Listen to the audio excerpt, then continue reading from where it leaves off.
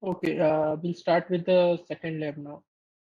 So you can all open this geometric deep learning GNN convolution and attention PyTorch notebook. So this is basically implementation of GCN layer and graph attention layers here. So everything is implemented. There is no to do in this. Just you can run and experiment with it as you like. So these are the required modules. So we require currently we are not using geometric in this particular lab. This is just purely PyTorch based implementation. So here you get brief information about how graphs can be fed to PyTorch. So basically, there are two ways, as we mentioned in the earlier presentation today in the morning. We can add adjacency metrics as an input, or you can add a list of edges as an input. PyTorch basically most of the time uses a list of edges as the input. So here there is a brief description about the adjacency matrix, and you can just refer to documentation if required. So this is the paper for the graph convolution. You can open it and read it at your time and just see how the simplification they have done. And this is the message passing done for the graph convolution layer. So as you can see, this is the orange one. So orange one's direct neighbor is the green one. So when you pass the layer, so the one orange one would get some properties of the green one. Similarly, if you consider this fourth one, it has got two neighbors, green and yellow. So it has got some properties of both green and yellow. Same thing with the third one. It has also got green and blue. And so this has got the similar vector embeddings basically. And the two has got three neighbors. So it has got the aggregation of this all these features of these three nodes. So this is the main graph convolution implementation that we will do. In the next lab that is there, we will actually implement this form using the degree matrix and the adjacency matrix one. And we'll also use the PyTorch geometric based pre-implemented layer.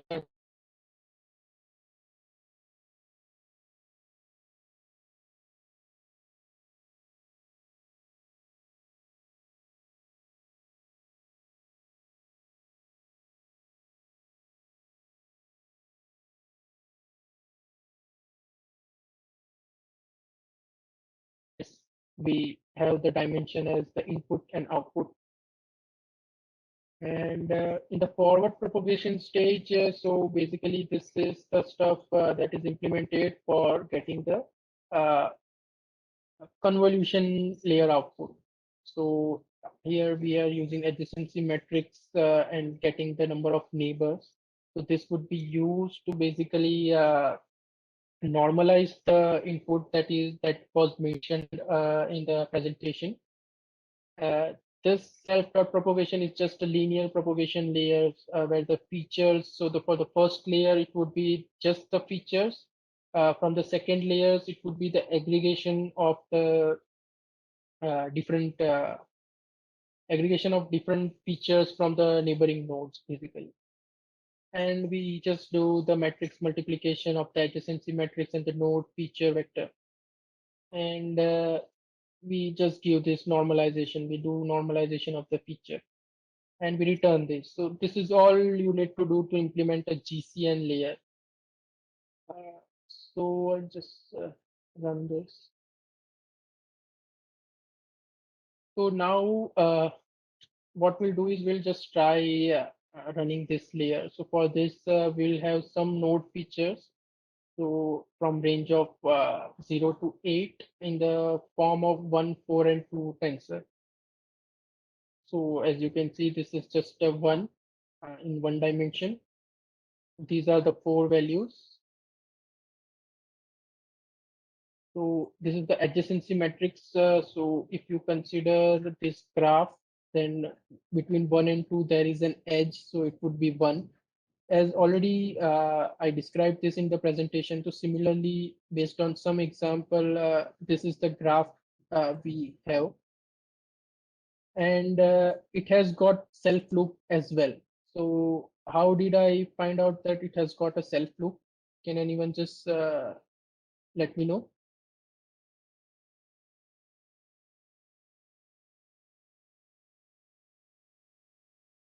Do anyone remember how can we identify if it has got a self loop? because of diagonal Self, entries. correct, correct. So the diagonal entries here are 1, so they have got a self connection with them. So this is just an example. Uh, so these are the nodes and these are the adjacency metrics, node features and adjacency metrics. And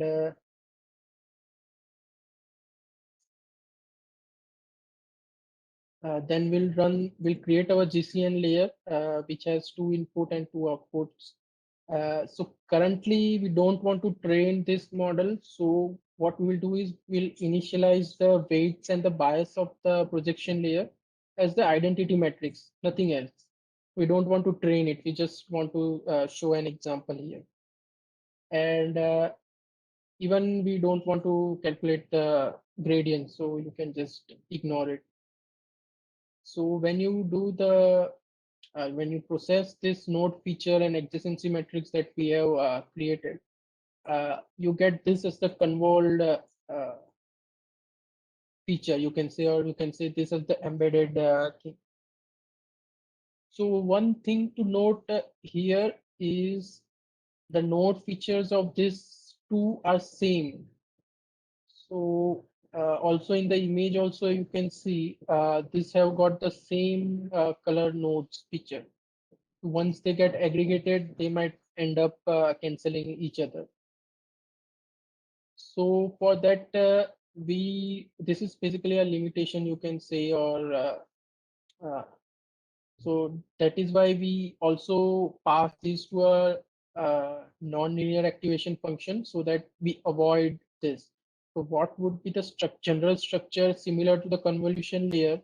Uh, this is the hidden layer, or you can say GCN layer, where we also apply the ReLU activation. You can use sigmoid 10H, anyone you can require. Again, we'll go to second layer, and with that, we'll get an output. You can add a third layer as well. It is up to you. You can stack number of layers. But what was observed in graph neural networks is we do not require too many layers to be stacked upon. Uh, General problems are just solved using 2 or 3 graph layers, or you can say 2 or 3 message passing layers, and we are able to get good results. If you pass, or you can, if, what I say is, if you have a lot many, or you can say very deep graph layers, you will try to over smoothen the graph, or you can say overfit the data, and that is similar thing as the overfitting of happens in the convolution layers. So basically this can be you can get a good output in just 2 or 3 layers. That is what a research has been published. So I haven't mentioned that here, but there is one paper based on that, mentioning about that. So this was just about GCN.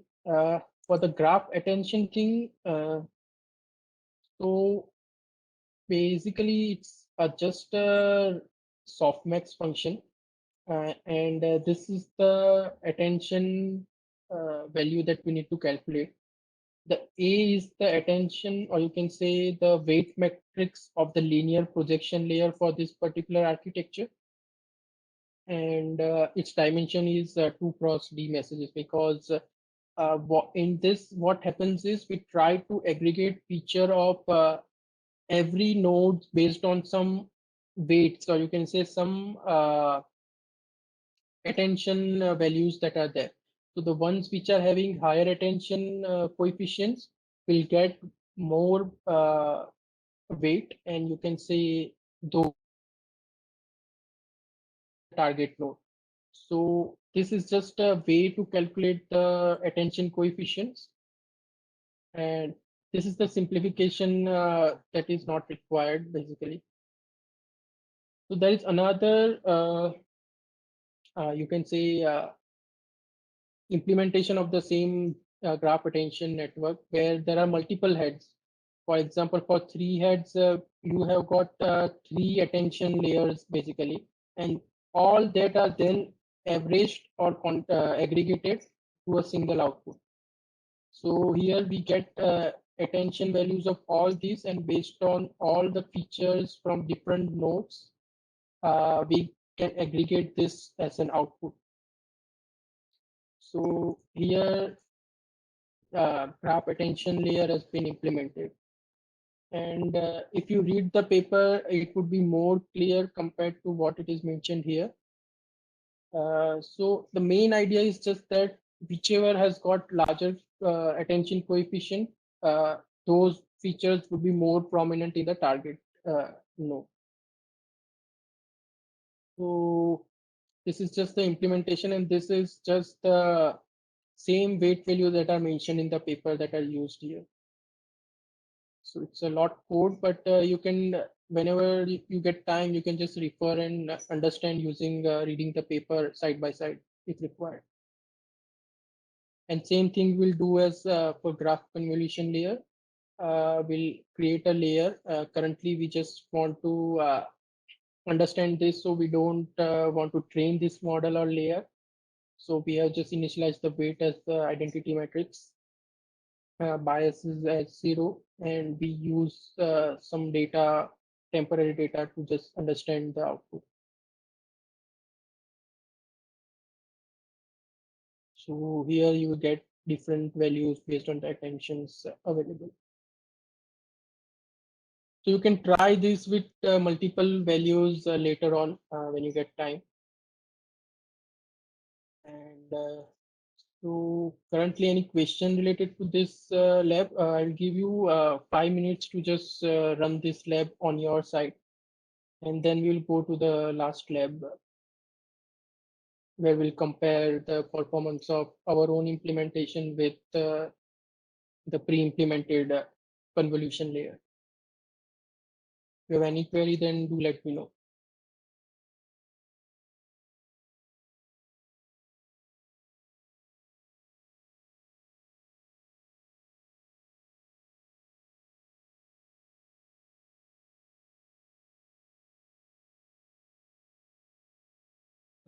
Hello. Yes, In the attention layer, like till number of features. your voice is breaking. What's your name?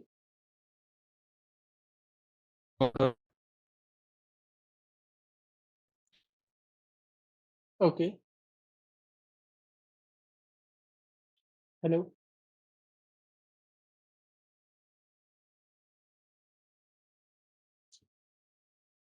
Gaurav, we cannot hear you.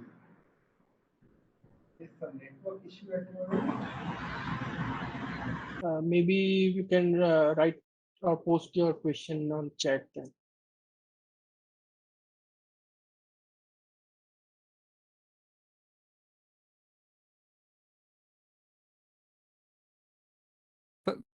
Can you explain more attention part?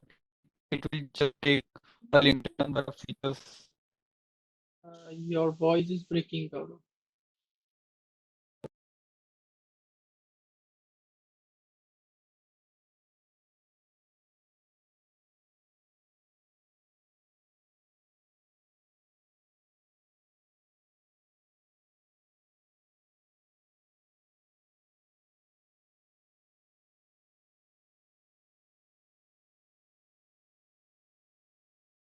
Okay, so for the attention thing, so uh, here for example, for a node, you can see, okay, for this particular node for graph attention.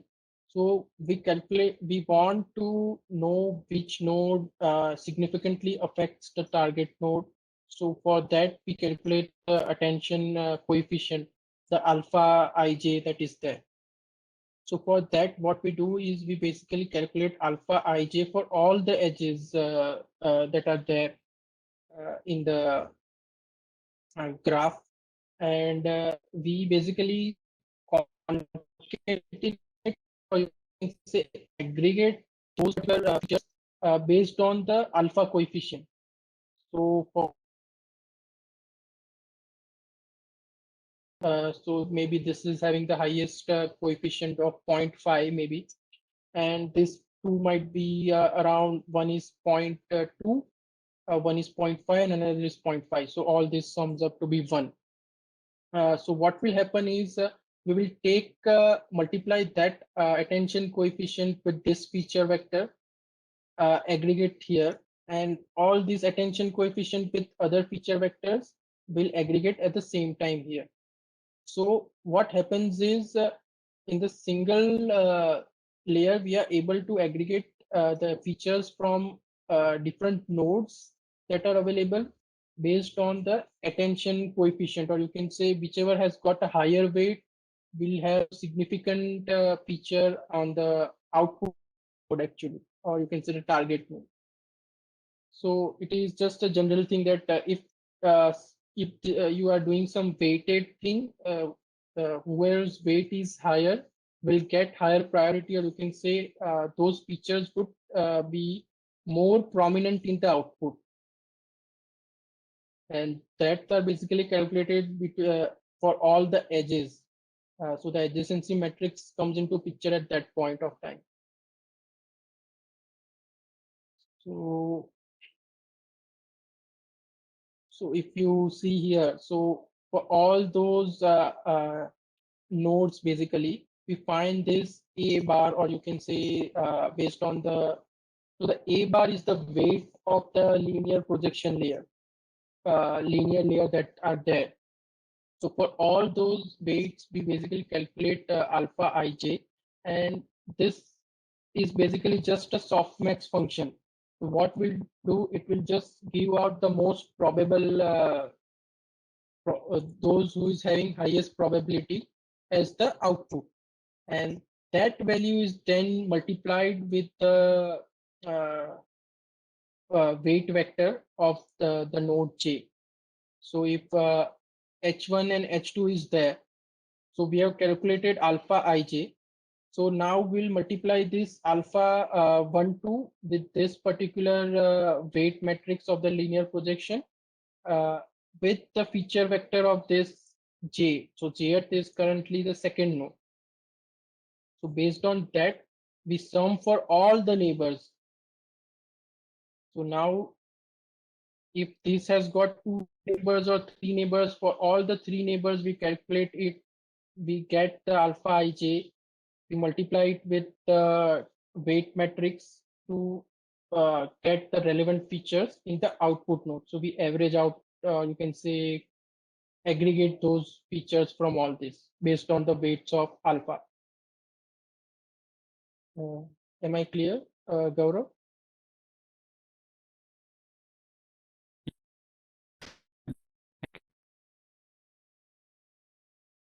You are still not audible.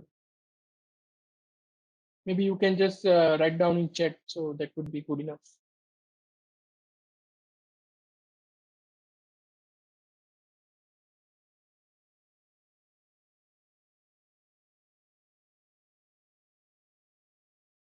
Okay, maybe we can move on to the last exercise quickly.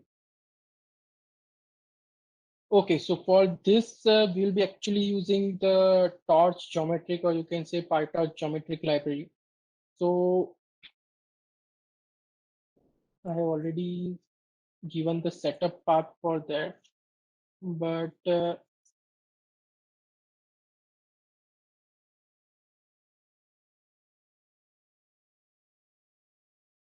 whenever you are installing it on your machine, do verify the CUDA version and the PyTorch version that is there.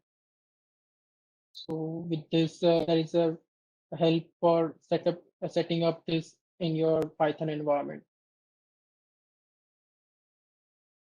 So this is basically uh, developed, you can say, after Michael Bronstein just summarized all the graph or the geometric deep learning on non-Euclidean data into his paper. And all the review that he has done in the paper, all the layers or architectures are being implemented in this PyTorch geometric library. So it has also got all the data set that are being used. For example, Cora data set, Mutang data set. So those are okay. For 3D shapes, there is ModelNet is available, ShapeNet is available. So those all data sets would be available with this PyTorch dataset function. And again, so as I mentioned, all the convolution, like for example, if I consider a PointNet paper, or you can say uh, PointNet architecture. So for PointNet architecture, also there is a point convolution layer implemented in Torch geometry. So you can use that to work with the point data for deep learning, basically. So this is how this library came into picture. And there is also transform method that is there. So for example, if you have got an input mesh, but you want to work on point, so you can transform the mesh to a point data before proceeding to the geometric operations. So similar thing, so all this is implemented. You can just refer to its documentation. It's well documented. And this can be used for various applications. So flying convolution and all the layers that are there up till now has been implemented. And you can just try it out whenever you have time on different sub data sets.